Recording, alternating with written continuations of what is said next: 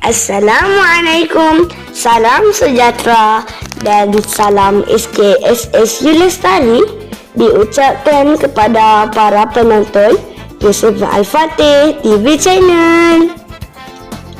Pada hari Sabtu, 24 Januari 2026, Sekolah Kebangsaan Sungai Siput Utara telah mengadakan mesyuarat agung PIBG bilangan 48 bertempat di Dewan Datuk Haji Muhammad Fadil. Mari kita saksikan.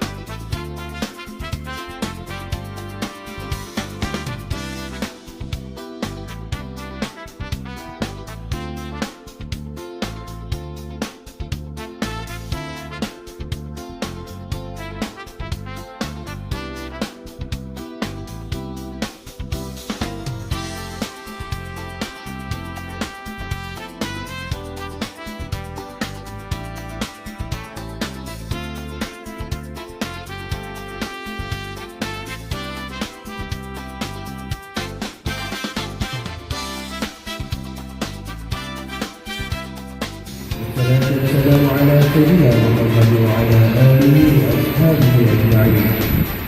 Segala puji bagi Allah Tuhan Yang Alam.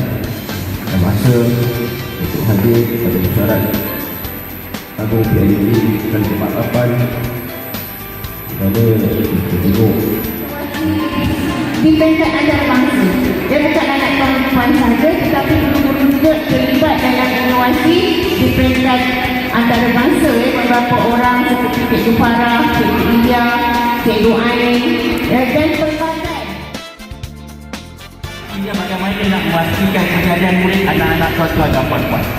Okay, jadi saya ingin yang pertamanya sekali lagi saya ingin ucapkan terima kasih atas jemputan ini.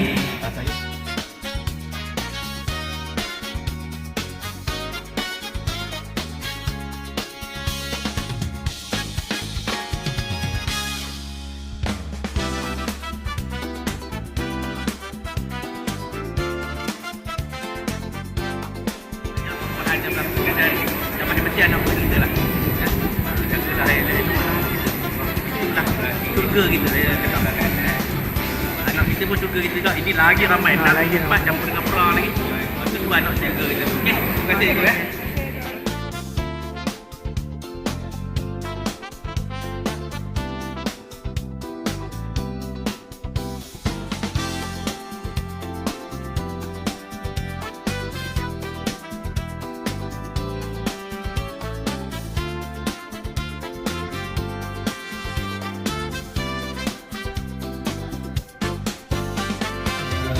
Komiti dan beberapa agenda itu yang kedua itu mengerjakan dan menerima menjadi mesyuarat agung PIBG itu yang ke-42. Jadi saya serahkan kepada PIBG pada itu.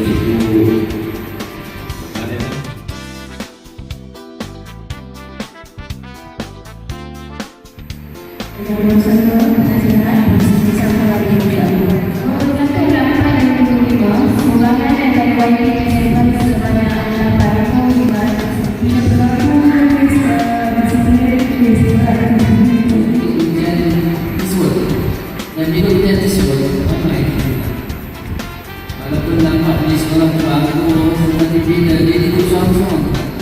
Kerana kita berukur dengan akademik, lagi dengan pengulangan korporasi. Ya, tidak akan berlaku pada hari ini. Begitu juga dengan pada hari ini. Terima kasih kepada hari ini.